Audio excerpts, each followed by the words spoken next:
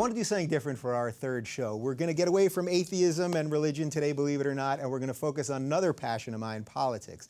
Real quick, though, I should thank all of you that listened to last week's direct message and actually took it into action. You guys are calling out the bullshit artists on every social media platform like I've never seen before. As I said last week, when you guys are engaged, we can focus on other things and not just have the same conversation over and over. I've really only been intimately involved in this conversation for a couple weeks. Fighting the lies is not only exhausting, but it has also affected a couple of my friendships. I really do think that part of the plan by these people is to tire out the good guys into giving up. Your part in this debate is beyond crucial. But enough of that, let's talk politics. I was at the GOP debate at the Reagan Library last week. I've never been to one of these things before, and I really had no idea what to expect behind the scenes. We had a booth in the spin room right alongside CNN, MSNBC, and Fox News. The fact that they call it the spin room really tells you all you need to know about this thing. This is where campaign people and candidates go to spin their message. I went to the truth room next door, but nobody was there. Weird, huh? We were able to snag surrogates from pretty much every candidate except for Carly Fiorina and Donald Trump because neither of them sent any reps to the floor. I even got to ask John Kasich a question about gay marriage and Scott Walker a question about money in politics. Come to think of it, maybe that's what caused him to drop out of the race earlier this week. What I realized by being on the inside of all this is that there are some unspoken rules to how the game is played. I talked to Mike Huckabee's campaign manager about gay marriage, and she basically just danced around it. Had I pushed her to the breaking point, I probably would have never gotten access to her again, and then word would have traveled fast that I'm someone that they shouldn't talk to. So with that in mind, I tried my best to navigate all the interviews with some basic questions and then some deeper probing. I asked pretty much everyone about campaign finance, and I really pushed on social issues. It was a big learning experience, and we'll figure out how to engage with the candidates and the representatives in an even more incisive way beyond the spin and the sound bites. Hopefully, as the show gets bigger, we'll get to more of the debates. Candidates will eventually realize that I'm going to be tough but honest, whether we agree or not. We're plotting out our plan to go to the first Democratic debate in October right now, so stay tuned for that. So for today's show, we're going to jump back into the political waters. I've got two comics I like and respect, Jimmy Dore and Felicia Michaels. I agree with them on some issues and I disagree with them on some others. What I know more than anything else, though, is that comedians have a way of holding themselves to a high standard of truth. Sure, we'll get things wrong, but the good ones have a fearless desire to say controversial things and let the chips fall where they may. As Billy Wilder said, if you're going to tell people the truth, be funny, or they will kill you. I guess you could say that comedians are guardians of peace and justice in the galaxy, just like the Jedi. Well, except comedians usually smoke a lot more weed. All right, so I am with two of my favorite political comics, Felicia Michaels and Jimmy Dore. Most of you guys probably recognize them from our old show, but they are new to the all-new Rubin Report. What do you think of this? It's beautiful. These digs, come on. Yeah. You have a great apartment. Pretty sweet. Jimmy, we have a jib. There is a camera flying around. You love the jib. I do love the jib. You once told me the comedy is 90% jib. 90% jib and 10% eyebrow raising. Ah, all right. Well, then we're in good shape. So what I wanted to start, we're going to do all... That was good. That was good. So we're going to do all politics. All right, let's go. Purposely brought you guys on for politics. I know you guys love politics. So unfortunately, we have to start with Donald Trump. I hate that we have to start this way, but I feel that we do because this is the thing that has just consumed everything. So I guess I'll just open it sort of evenly. What do you make of this Trump madness? You know, the thing that irritates me most about Donald Trump is how all my liberal friends are freaking out. You know what I mean? They're, oh, he's going to get his hands on the button. You know, all that kind of rhetoric. And it's like, would you nut up? The only way he's going to get his hands on the button is if that's what his wife calls his penis. You know what I mean? Like, it's just so crazy. So you don't think he's going to become the president? No, you have no fears that this actually could be legit? Well, I think anything is possible. I hope he doesn't become president. And, I mean, it's scary, the people that are attracted to him. That scares me, you know, that he gives a voice to that. That's frightening. Yeah, so we'll get to those people in a second because I do want to talk about them. But do you think this thing is real? I've been saying for months, I think he's going to do 3 debates, and we've already done 2, but I think he's going to get to 3. He's still going to be peaking in the rankings, and then he's going to say, I moved the dial, I'm out, and then he's going to be the attack dog for whoever the nominee is. That's my basic prediction. You know, do you think this is real? Well, say what you want about Donald Trump. He does make the racism run on time. What I do actually enjoy listening to Donald Trump speak is because every once in a while, you know, I'm in the mood to watch a Hitler documentary, but I want to hear it delivered by Gary Busey. So that's why I'm really. He's part Hitler, part Gary Busey. That kind of works. Donald Trump, I predicted he would go away. He doesn't really want to be president. He doesn't really want to do anything. He doesn't want to have to read up on anything. He doesn't want to have to learn anything. He doesn't want to have to. But so is that the craziest part of this? Because did you see about a week ago he was on this radio show? Yes, I think it was with with Hugh Hewitt, and he asked him the difference between Hamas and Hezbollah. Anyone that knows anything about world politics, anything, you don't have to know a lot to know that these are very different groups. One is in Gaza, one is in Lebanon and Syria, and he made it sound like it was a gotcha question. Yes. But is that the genius of him, that he turns everything into, you see what the media is doing to me? Is that the real genius of this? That's not the genius thing of Donald Trump. Yeah, what? Tell me the genius I mean, part. here's the thing. I would think the average American doesn't know the difference between those two factions, and it's complicated and everything's intertwined. It's not a gotcha question. Anyone who's running for office should know those answers. Yeah. And the fact that he can just keep going at it and not taking any responsibility for what he doesn't know, that's frightening, and that people don't call him out more. Right. So, all right. So let's talk about the people that you mentioned, these people that are digging this, because I know you rant and rave about politics all the time. You hate the system, right? I hate the system. And what I think people are attracted to is that he's calling the system out on their bullshit. So should we at least grant him that much? That he has, when in the first debate when he said, well, I donated money to Hillary, so she showed up to my wedding. Like, we should give him a little credit on that kind of thing, right? yes, he gets a little credit on that. But you would say what the genius of Donald Trump is that the genius is that he knows to appeal to people who are not geniuses. Right. Right. So he's not appealing to smart people, just like Ben Carson, right? So Ben Carson also, but I respect Ben Carson more than I do Donald Trump, and I don't respect Ben Carson at all. Right. So there you go. So Trump's in negative territory. Yeah. So I mean, so what he's doing is he's gaining more support, Ben Carson, ironically, with racists. But not gaining support with other neurosurgeons. Isn't that interesting? Yeah. Well, right. Well, first off, just Ben Carson real quick. I mean, can a neurosurgeon not believe in evolution? Wouldn't that be a warrant to take your license away? The stuff that he said a couple of weeks ago that the #1 killer of African Americans are abortions. And when he said that, I literally was like, are cops giving abortions now? That's so crazy. Right. That is so insane. So what do we do with this whole group? I just said in the intro to this thing that I went to the GOP debate. I talked to a couple of these guys. I think Kasich is sort of a decent guy. I think Marco Rubio is at least in the right line of work, even if I disagree with him on a lot of stuff. Mm-hmm. But what do you think about Trump's place in this? It seems to me they all seem like children that can't get the attention of their dad. He seems to be dad that's getting all the attention, and the kids can't. Well, let's go back to his supporters. Donald Trump's, for instance, women is like when he said Carly Fiorina's face, you can't have that face, and then his poll numbers went up with women who hate themselves. Yeah. So that's really and a lot of people won't say the mainstream news media won't call him racist.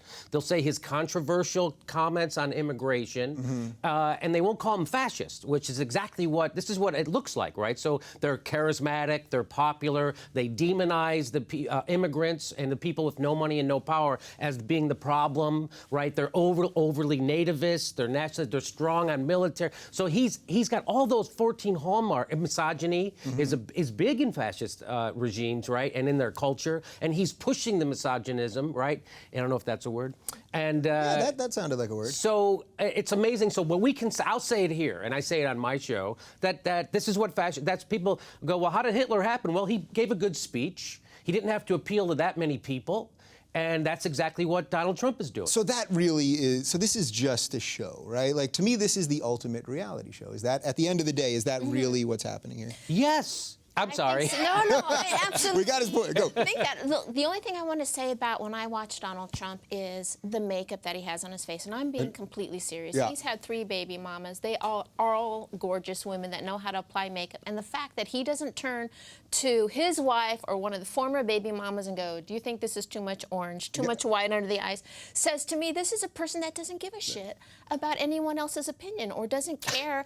No, I'm serious. I'm completely serious. I'm like, to serious me, too. as a silly woman that I am, I'm all like, there's something wrong with that guy, that he can't turn to his woman and say, what do you think? Well, you know what's He's wrong? not going to be able to do that with any subject. He can't turn to his woman because his women are anchor wives. I don't know if you know. Last thought on him. I mean, is there something really psychologically sort of void in someone that's answer to everything is, they love me, and I'm going to show you why they I look forward to Donald Trump's next speech where he calls another group of people rapists and then ends it with, but they love me. But they love me.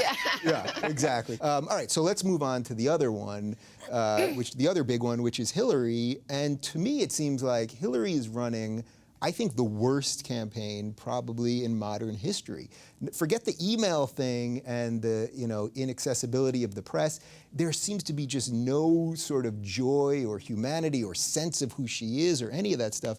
Are you guys with me on that? What do you think about the campaign itself? You are correct, Dave. It is horrible. At the beginning of the summer, she said that nobody stands up for progressive values stronger than she does. And then just the other day, she said, hey, I'm a centrist. She's bragging that that's what's wrong with the country, you knucklehead, is that the center has moved to the right. So now when you say you're a centrist, you're actually a Republican from the 90s. Right. Okay, and that's the problem. And that's why Bernie Sanders has such traction, and that's why she's doing such a bad job. But I will say the email thing, it just goes to prove you, because they just came out and said that if you don't commit a crime, it will haunt you for the rest of your life. Okay, so they've said, so I guess the State Department has said that she actually didn't send any classified emails. I don't know what to believe at this point, but to me the whole thing is sort of nonsensical, because one day we're just going to have a point where the politicians just won't use email, or they won't use any electronic communication, and they're going to do all their bad shit by just talking to people. You know what I mean? Like, so to make it about the emails itself is sort of it's the wound, not really what's the underlying problem. I don't think necessarily that she's running a terrible campaign. It could be a lot better. Yeah. I think when we were talking earlier in the green room and you were saying, what does she stand for? I thought that was a great point, because no one knows what does she specifically stand for. Yeah. You know what I mean? We know, but how's that you're possible? a Democrat. But how is that possible? Name This one woman... thing where you were like, what is Hillary like? You can't name one thing that she likes. Right. You know? So I think you basically like her, right? Like, pretty I do much? like, and I was telling him earlier, I have a picture of, from a gig 15 years ago of Hillary and me in the backstage, and I'm like, I just want her to be president for that picture. I mean, that's a funny answer to the seriousness of the question. But the thing is, she's had so much bad news over the past 2 or 3 months on headlines about Benghazi all the time, about those emails, and it's just insane how much people in America don't want establishment candidates, and that's the problem with her, is she's too establishment. You know, that's why Donald Trump is doing good. That's why Bernie Sanders is doing good. People want something different. Yeah, so I want to get to Bernie in a sec, but I think you hit on something with the establishment and the media. It seems to me that the media loves Trump because of what we said earlier, this off-the-prompter thing. Hillary is completely scripted. And I also think the media is sort of digging the fact that Hillary's been around for so long, and she's always had this back and forth with the media, and I think they love just attacking her. That in no way is a defense of her, but how much is just that the media just loves a narrative, and now it's like, we're going to take down this woman. Yes, that is exactly what, and not that I want to defend Hillary Clinton, but you have to in this situation, because the New York Times has had like a frickin' vendetta against her over these, and there was nothing. By the way, you talk about email. Hank Paulson, who was the Secretary of the Treasury when everything went belly up, right? When the whole thing cratered, he never even used emails. Right, and that's my point. He didn't even use email. Right. So that's what your point is like, well, let's make a bigger deal out of her emails, and no one will put anything in an email that's important. Right, and by the way, we know that even when you lie under oath, we've talked about this 1,000 times, like James Clapper, who was the head of the CIA, and they asked him, are we doing this mass data collection?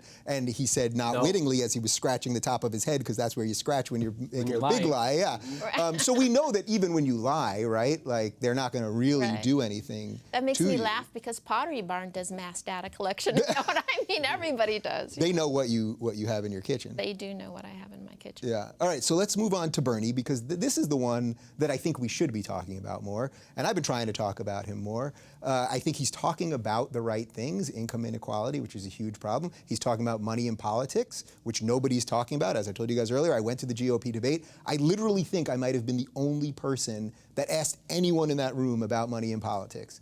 I asked Scott Walker. He went out of the race 2 days later. I mean, that tells you something. So that goes back to your earlier question about Donald Trump deserves credit for bringing up this issue. Yes, he does expose the cravenness and the emptiness of the political process, right? Or the complete corruption of the political process. But then no reporter ever says, "Hey, what's your plan to fix that?" Nobody ever says, "Hey, that was great the way you showed everybody how you buy all these guys on stage. What's your plan to fix that?" Right. And he does. So he's also at the same time revealing the corruption in the political process. He's revealing the corruption in the news media, right? So the news media, Chuck Todd had him on, and he asked him the Muslim question, right? And he started out. This was just Sunday, and he said, you say that you don't have to respond to everybody who says something, and I agree with you on that. That's how he started his question. So Chuck Todd just interviewed Donald Trump after the biggest, gaffe that you could ever imagine, right? Some guy says, let's round up Muslims, and by the way, the president's a Muslim, and Trump says yes to both of them. Chuck Todd, the #1 political reporter in America, has him on his show, doesn't lay a fucking glove on him. Can I say swear? You can curse. Doesn't lay a glove on him. Yeah. And then he's like, well, thanks for having. And then Donald Trump says, it was a pleasure. And you know what Chuck Todd says? You bet. Yeah. That's what he says. So that's what's wrong with if you go, why do we have the biggest income disparity since the Gilded Age? Why do we only have 5 major media corporations in America when there used to be 50 in 1980? Why can't we get this straight, though? Why when we nationalize the banks, nobody calls it that? And that's because they're all bought and paid for by the same people. Read Manufacturing Consent. All right. So I think your answer, the original question was, what about Bernie? And I think you got there in a long way, because he is talking about those things. Yes. So basically, do you think that the media just has a vested interest in really not showing him? So for example, the other day, Bernie and Trump were both giving speeches at the same time, and even MSNBC, which you'd think would be, they're supposed to lean forward, or I guess they did until 2 months ago. Now they lean backwards, or I'm not sure. But even they were covering Trump instead of covering Bernie. So can an outsider like Bernie ever really win? If he is a little bit more fun. I mean, So that's seriously the Yeah. answer. Why people love Trump, because he's fun. Yeah. You can make fun of him. It doesn't hurt his feelings, and he is out of the box. But when it comes to Bernie, they're going to have to start putting him on the Tonight Show, drinking wine with, Yeah. Yes. Well, I saw he did They're a gonna have to do all promo. those. He did a promo for the Nightly Show, and he said "on fleek," which you've ever heard Bernie Sanders say "on fleek." It was actually pretty funny. Yeah. But yes. So how much of that is it that he's the outsider guy? So he should be getting the first time Obama went around, he should be getting that excitement. But Bernie himself, he's a 70-something-year-old white guy from Vermont. He's not that exciting, and sadly, can't find a that's right. Like, you should shave the sides. But you know what I mean. But really, like, how much is just that maybe his sadly in 2015 in America, that his personality doesn't match up in the way we want to vote for somebody, the way his rhetoric, which I think a lot of people agree with. It's funny that he's the big outsider on the left, and Trump is the big outsider on the right. And one of them spends 0 time on their hair, and one of them spends all day long on their hair. I would like to ask Donald Trump, does he have a long-form birth certificate for that fucking hairpiece? Yeah. Anyway, so... That thing definitely was not born in America. No. Yeah. But the thing you talk about, even MSNBC wasn't covering Bernie, right? Well, it's because MSNBC is not a liberal corporation. They're a corporation. By the way, through the whole Iraq War, MSNBC was owned by General Electric, which is a huge defense contractor. So the lefties were left getting their anti-war message from a fucking defense contractor, which is why they fired Phil Donahue, because he was against the war, and they kept Chris Matthews. And then they also just fired Ed Schultz because he's against the TPT, and Comcast is all for the TPT. So I always said this, they're not liberal. As soon as Rachel Maddow says something that costs Comcast money, they will fire her. And it's just an embarrassment to her that they haven't. Well, for the record, Ora has told me I can say anything I want. Oh, fantastic. So that's pretty good. That's pretty good. I mean, it should be an Yeah. embarrassment to them. And if Yeah. you watch the channel like I do, you see that they're corporatists. They're not, especially Chris Hayes. He couldn't be worse. Yeah. All right. So my last thought on this is, does he have any chance? Does Bernie have any chance? My feeling is no, unfortunately, and I know people are going to give me shit for saying that, because if they'll say to me, if you say no, that causes people to get depressed about it, and then they're not going to vote. Unfortunately, I think that it's very clear to me that the party is not going to back him. They simply will not back him, and that's why people are talking about Biden, because I think Hillary probably will flame out, and they're going to go with Biden. And it's like, you guys are the big party that's supposed to be far minorities and women and everything else, and we're going to pick the VP, who's just another old white guy. Why don't they embrace Bernie? Is it because he is an independent and he railed so hard against both Democrats and Republicans? I think they genuinely think he won't win. I think they think he can't, that a liberal, from someone that far on the left from the Northeast, just can't win the middle of the country. I think, bring us home. No, I think the reason why the Democratic Party hasn't rallied around Bernie is because he's not in bed with the big money donors. And so the Democratic Party no longer responds to their voters. They only respond to their donors. And so their donors are telling them, get rid of this guy. Right? We got to get rid of that guy somehow. The donors want nothing to do with Bernie because they can't control him, just like the donors don't want anything to do with Donald Trump because they can't control him. So in that sense, they're very much alike, and that's exactly what's happening. We do live in a banana republic where we don't really have a responsive government. I mean, the Sandy Hook taught us anything. 90% of the people in America wanted some kind of gun legislation, and we didn't get it. So no longer do our representatives represent our interests. They only represent the donors, and that's why Bernie's winning, and that's why he gets 30,000 people when he shows up to speak. That's how you end a segment. All right, so how do you guys think we can make the debates better? Because I've watched both of them. As I said, I went to the last one. I tweeted on the first debate that technically these things have not even been debates. A debate is where they present an idea and then two or more people go back and forth on these same ideas. But basically what we've seen is moderators ask people questions catered to them so that they can talk about their things. So for example, Jake Tapper would focus with Lindsey Graham on foreign policy because he's a foreign policy guy, right? That's not a debate, that's just sort of lobbing up softballs. So what do you think we can do to make these things better? I'm back to let's make it fun and entertaining and do it like The Voice. A candidate comes on, he has 3 minutes to talk. Everyone, Wolf Blitzer, they all have their back to him. And as soon as he says one thing that they like, they turn around and he's in. That's actually not, so you mask the voices, right? Yes, because otherwise they'll know. Well, that's true. That's not the worst idea I've ever heard. I'm just saying. The last debate, which was on CNN, was fantastic because instead of getting a journalist to moderate it, they hired Eddie Haskell, and he just kept trying to get everybody to pick fights with each other. Yeah. He was like, now Donald Trump said that you were ugly. What do you want to say to him? Yeah.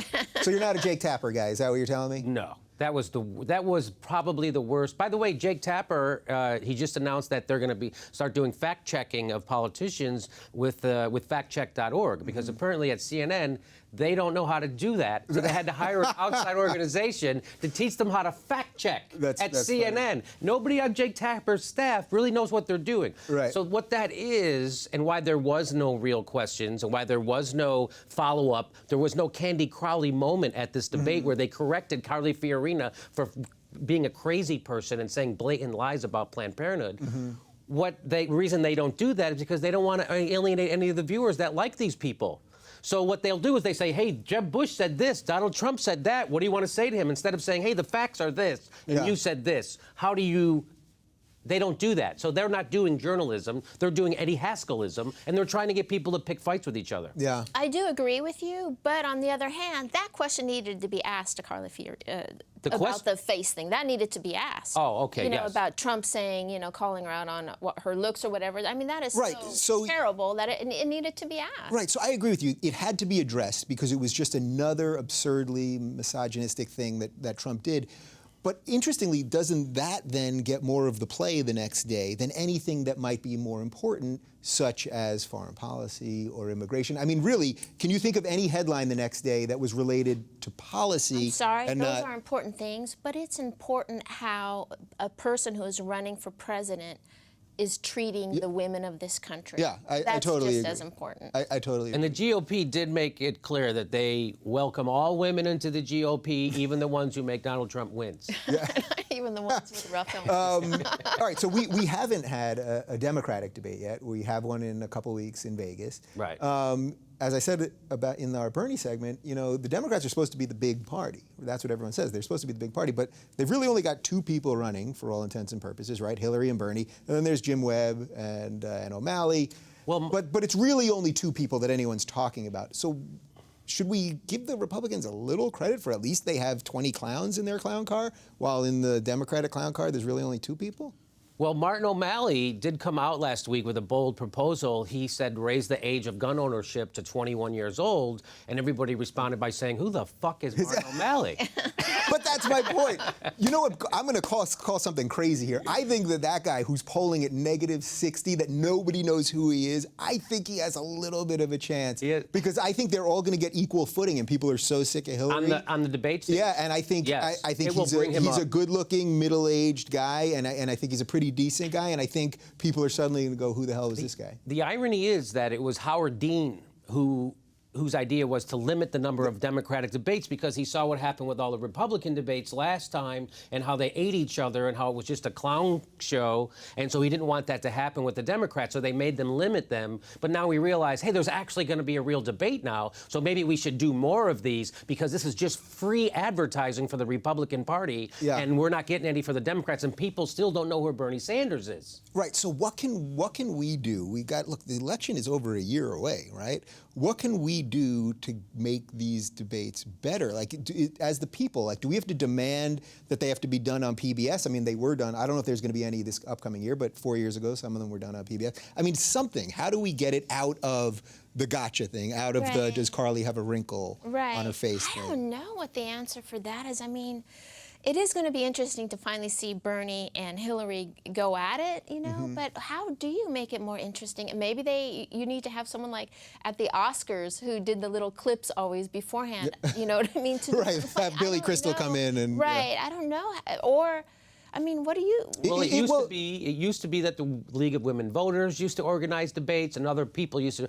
And then they got smart and they were like, hey, we can't let other people choose the people who are going to ask us questions. We want to control everything. So they created this presidential commission on debates, and now there isn't any more League of Women. So it's all them controlling everything, which is why they suck. Right. So somebody has to stand up, like maybe women or some other big organization, and say, hey, we want to have our own debate. Like the NAACP members say, hey, we're going to have our own debate at our thing, and we're inviting people, and then it'll be telling who doesn't show up. Right. So that's the way they should do it. Unfortunately, we know that the parties won't. Yeah. The parties won't back that. They won't, because they have. But Bernie Sanders will show up. Bernie will show up and he'll do it alone, but maybe that would be good. All right, so let's move on to what I think was the big elephant in the room, or unfortunately not in the room. Come on. Jimmy Dore, a giant elephant. The money in politics thing. Seems pretty obvious to me that we have a couple like real issues in America right now. The money in politics that's ruining our political system. We've got, you know, political correctness run amok. But nobody talked about money in politics. As I said before, I think I might have been the only person to ask him a question on this. Why do we not talk? We did talk about it. Wasn't there a McCain-Feingold thing 15 years ago? We used to sort of talk about it every now and again. Nobody talks about it now, Nobody right? wants to talk about it. I don't understand how we allow people to run for president as a candidate when they still owe money from the last time they tried to run. You know, right. You know what I mean? Literally, I think Hillary might be in debt still from the previous thing. I feel like if you owe money from the last time you didn't get elected, done. You can't run this time until you've paid everybody off. It is striking and outrageous that people don't mention it or talk about it. I think it's terrible. I mean, that's the only answer. I mean, how do you fix that, though? How do you fix that? Well, I did notice that when I asked some of the campaign people this, and even when I asked Scott Walker, they just link a couple words together to make a sentence, and then you move on. Because they know they're not going to be asked this, and they know no one cares. That's what I really realized. That when I asked them that, there was a sense of that stupid question, like nobody cares about that. Ask me the gotcha question.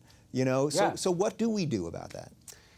You know, we wolf-pack.com, Dave. That's how there's a bunch of that's the organization I'm a part of that helps get money out of politics. And what you have to do is you have to pass a constitutional amendment, right, to get money out of politics. Hillary Clinton, by the way, said she's in favor of it.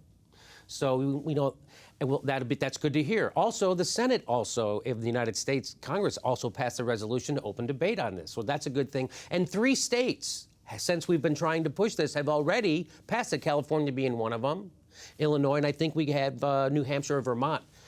So that's what you need to do. You need to get the states. You have to go at it, because the state level, they have much less control for whatever reason on the state capitals. Sure. So we can make so that's my big solution. We have to get money, and you can't fix anything. Why are we still debating climate change? Because of big money. Right. Why are we still debating, should we drill in the Arctic? Because of big money. Why are we still bombing nonstop for 30 years in the Middle East? Big money. So so that's really the crux of it, Yes. that the reason we can't get the public to be ginned up enough to care is because they're getting their information from the very people who are paying for the operation to keep them dumb. The criminals bought the watchdog, right? The watchdog used to be Walter Cronkite and 60 Minutes, and then they got smart and they said, hey, let's just buy them. Yeah. And they bought them, and so now the guys who are working for the people are supposed to be exposing.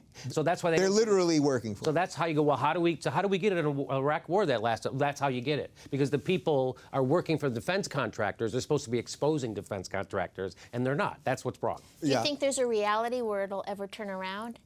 Yes, I think if we get money out of politics, and so it happened before, right? So Teddy Roosevelt came along and he did the antitrust legislation, right? They used to call them trusts back then because they would take, anyway, that was so now that's what we need. We need him, and then we need FDR. FDR stood up and said, never before in the history of America has the moneyed people been more organized in their hatred for one candidate, and I welcome their hatred. Could you imagine? Can you imagine anyone saying right that today besides Bernie Sanders? Right. So I had a little inspiration from you first because it sounded like it could happen, but then I just thought, well, if we get Hillary as president, or let's say we get Jeb Bush, pretty sure they're not making that speech. I think we're going to have a revolution if that happens.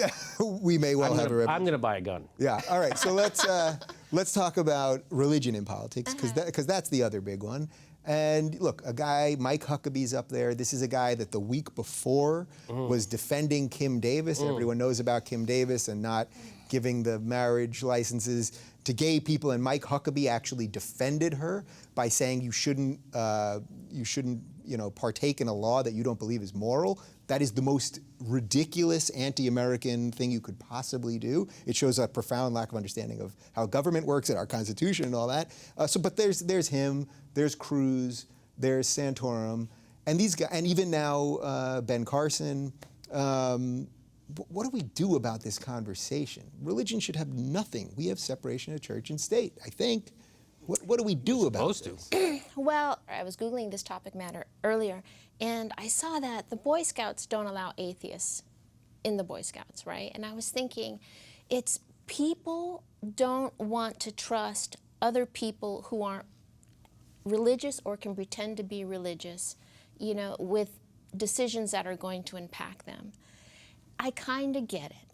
But on the other hand, have you ever been around, I have aunts that are so religious, they are evil. You know what I mean? Have you ever been around people like that? Yeah.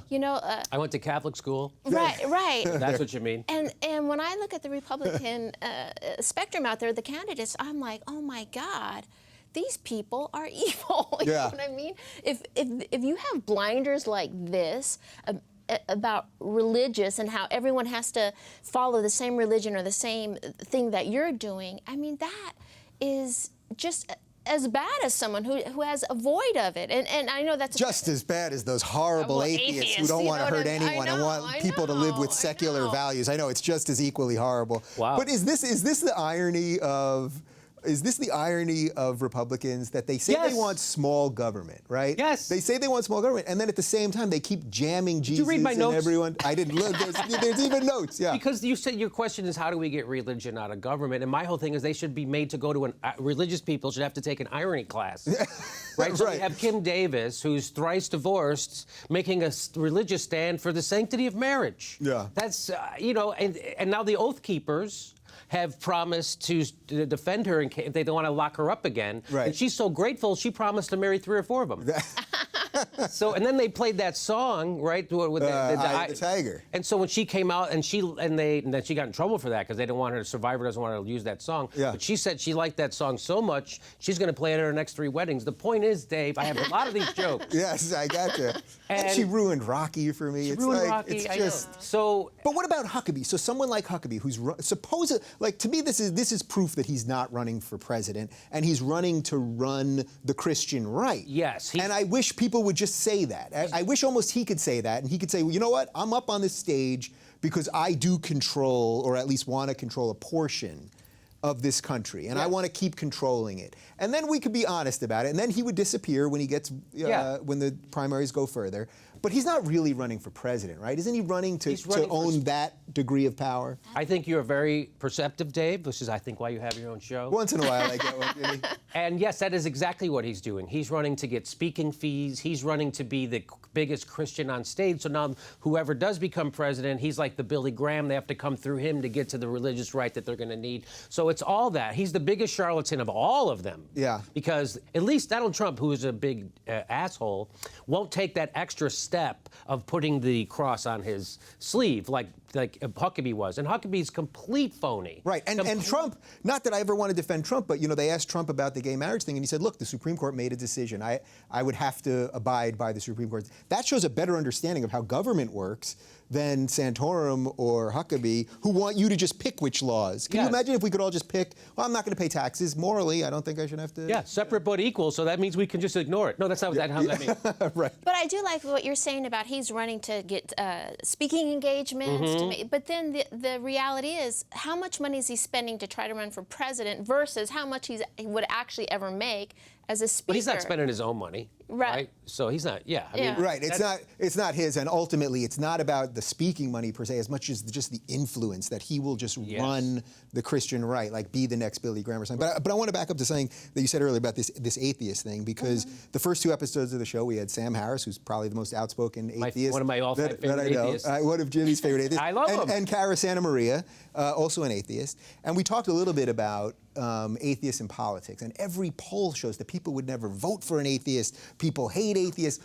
Why are we so afraid of secularism? I think this is sort of what you were saying before, but why are we afraid of people that would base their decisions on the law of the land and not the imaginary? I think it's because everyone has this ultimate fantasy of you get to be president. Something terrible goes down somewhere. He has his finger on the button, right? Like what's going to happen? You want to know that your president is going to be in that dark space in his room before he has to make some terrible decision. Like, dear God, you want the comfort of knowing it's a whole facade, it's a fake, but you want that. You know what I mean? You don't want someone that's just like, and this is the column of good things that'll happen, this is the column of bad things. I think because people want to be able to hang hope on a president. And as weird as it sounds, I think atheists you don't hang hope on. I'm sorry, but that's how I feel. No, I think it's the same thing with gay people. People were against gay marriage until they knew a gay person. And I think people are afraid of atheists until they know an atheist. Yeah, I was against gay marriage till I got gay married. Now I'm okay with it. But what do you think about? That's what I really think it is. Yeah. People just don't know atheists, and they think, well, in fact, they kind of equate them with devil worshippers. Right. It's like, no, they're no worshiping. Yeah, no nothing. which is exactly why I've been saying on the show repeatedly now, the atheists have to come out. I think the atheist movement... We should do that. The most important thing that gay people ever did was come out, and I think that that's what's next for atheism. Maybe we should start calling ourselves something else. Like, I like the term non-theist. Yeah. I like that. It sounds better. Doesn't it? It's like, I'm not into this shit. Right, but don't you hate that you'd even have to associate with the term? Doesn't that in itself, it's like then you're in the club, and what club would want me kind of thing? Yes, and I don't agree that there's such a thing as militant atheism. I don't agree. That's like saying you're a militant logical person. Right. Yes, I will apply logic like Spock to every situation. Right. You know all these atheists that are getting rallies together to hurt people. It's just not happening. It's nonsense. All right. Well, that's a perfect segue to the next thing I want to talk about, which is the PC culture that we seem to live in. So I have 2 comedians. this is our job more than anything else, is to get to that line and figure out where it is and push it, maybe cross it every now and again. I think we live in a very bizarre time where we have trigger warnings now and these social justice warriors. And every time anyone says anything about, you say something about women they don't like, you hate women. You say something about any minority you don't like, or you say anything about gay people, you automatically hate all of them. That we automatically jump to the conclusion that it's based in racism or xenophobia. Especially for comedians, this is a seriously dangerous slope, right? You know who's the worst with that? The Puerto Ricans. Oh, you're in trouble If now. you watch, if you watch. No, I totally agree. This is Yeah, just you're in honest. trouble. Yeah. I don't think it's so much about PC culture. I just think everyone has a knee-jerk reaction. People are like this now. Why are people like this now? Everyone is so angry. And no one just wants to enjoy jokes or have fun anymore. Everything has to be a purpose. Like now they have the new normal Barbie. It's a Barbie doll that has stretch marks and pimples, a normal Barbie. Who wants that? Like, Right. I just, why can't people just have toys and not read in a million things? Like, why does everything have to have 100% purpose or, you know what I mean, be without any humor anymore? Don't you think that actually takes something very special away from childhood? That, I played with G.I. Joe or He-Man or Transformers, and the imagination, I got to use my imagination to make up this world and, figure out things that I thought and whatever, where now you're going to make everything so realistic for these kids and aware them of every fear and everything that might upset them, that you're going to send a bunch of robots, and by the way, they're drugged, right? They're all on every drug known to man because of, whatever, that we're going to send them out into a world drugged and afraid of everything. That's a pretty dangerous combination, right? Getting back to the PC thing, you are correct that some people are too knee-jerk and cry racism and whatever, anti-Semitism, but there is racism. Oh, sure. And there is, so that's the thing, that's where it's like murky, right? So you're like, well, I don't want to get into a point where we just shout. So now because the right wing does a thing where they shout, every time there actually is racism, they go, oh, you're just too PC. No, that's not being too PC. Right. So that, for example, that would be when the right will say that Christians are actually the most under attack in America, which is, of course, completely insane. When are the Christians going to have their day in America, Dave? Someday they're going to have a guy maybe in the White House to run things. So, yes, the thing that Jerry Seinfeld, right, so that came up with, he was complaining about PC culture on campus. I haven't been in colleges in a year, but in a couple of years, but I noticed when I used to play colleges that the higher the tuition, the more freedom I got to say whatever I wanted. And it was, that's interesting. Yeah, so the lower the tuition, I don't know, the dumber the kids or whatever. I don't know. I went to a shitty That's school very too, politically incorrect, yeah. I know, that's politically incorrect. So I went to a shitty school, and I'm a dumb guy, so I can say that. And don't look up where I went. Yeah. Anyway, I went to Yale. The point is, it sucked. George Bush went there. Yeah. That whole thing, trigger warning, yes. Yeah. It's when I first, of course, yes, there's going to be someone who reads something and it's going to fuck them up.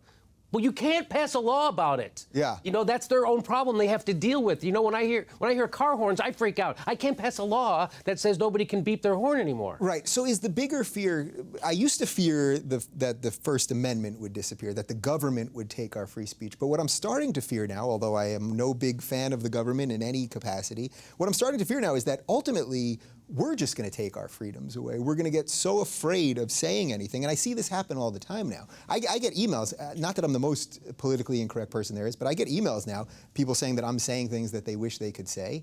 And it seems to me that people are censoring themselves already. So I fear that. I fear the self-censorship because of all this. Yes. More than I fear that the government's going to come in and take away our right to free speech. Where do you fall on that? Well, all I want to say is this. I was just working Vegas last week, and there was one set where I was having, the crowd was tight, and a guy was sitting with his arms crossed, and for 15 years I've always said, are your nipples cold, you want to let them go, or, three guys sitting, you guys, where's your girls, and all that, where that, that is totally hacky, but it kind of gets the crowd, going when you're in the mood. But now people don't buy into those jokes, and it was a realization of, wow, people really are PC, but it's a good thing.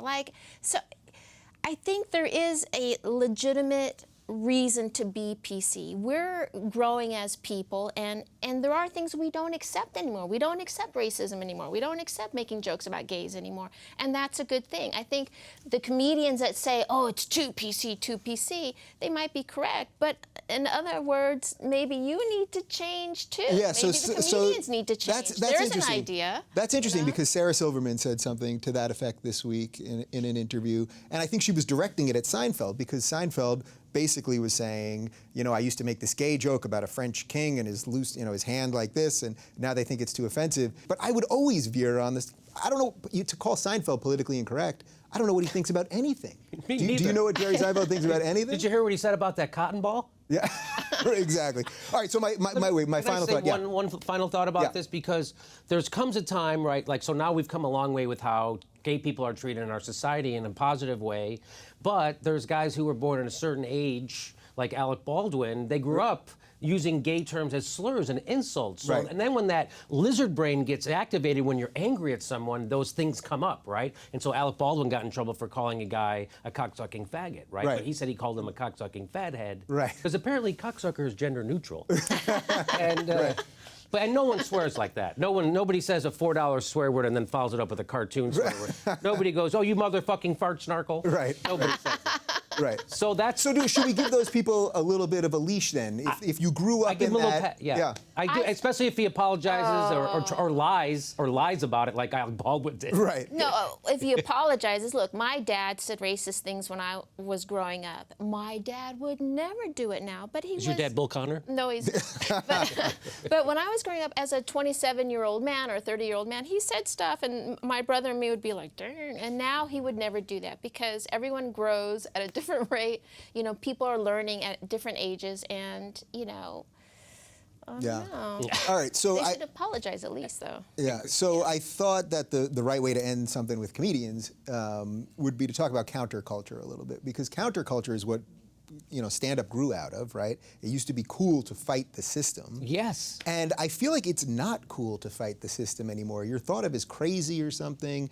I think it has a lot to do with that most comics are liberal. Most comics really, at least at the beginning, really liked Obama. So everybody would say, it's tough to make jokes about this guy because he's rational and speaks clearly and he's not making all the grammatical errors that Bush was making.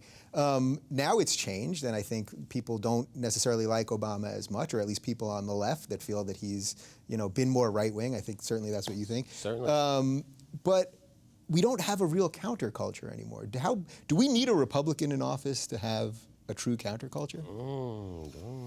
Wow. Would that actually help the country? To have someone that I believe in nothing that they actually stand for. The argument. But that would strengthen the argument people. has been made that Barack Obama, being the head of the government right now, splits the opposition.